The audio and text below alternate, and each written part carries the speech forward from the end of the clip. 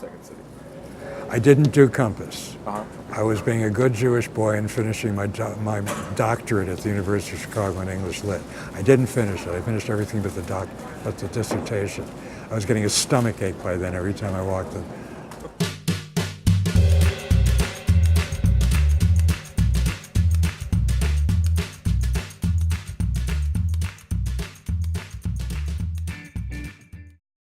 One night in early December, I think it was, of 60, less than a year after we opened, Bernie called and said, are you still an English teacher? And I said, yes.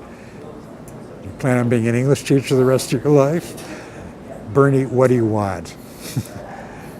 And he offered me the job of manager of Second City and assistant to Paul Sills. And I took it. And that's how I got involved.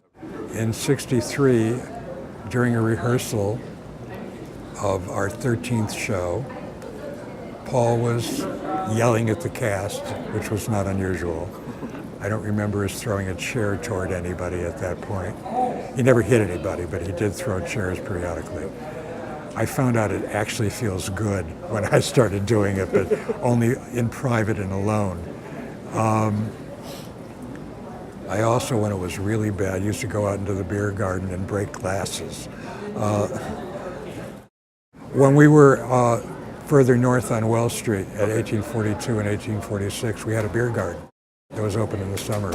We showed silent movies and served beer and drinks and ice cream and hamburgers. And Viennese pastry. That's what we used to serve in those days, hamburgers and Viennese pastry. And a crab apple on the plate with the hamburger, which was on black bread. And no one ever ate the crab apple, but it was always there for color. Bernie's then wife, Fritzie, wanted some color on the plate. Anyway, where was I? Oh, in '63, Paul walked out of rehearsal one day and said, see what you can do with them, Sheldon, which he had done before. Excuse me. And about 45 minutes later, he hadn't come back yet. And I walked over to the Lincoln restaurant, kitty corner across the street in what was then the Lincoln Hotel, and was open all night. There's stories about that, too. And Paul wasn't there, smoking and drinking coffee. So I went back to Second City and called Bernie and said, do you know where Paul is? And he said, yeah, he's on a plane to New York. You're the director now. And I don't think I've ever been any more terrified in my entire life.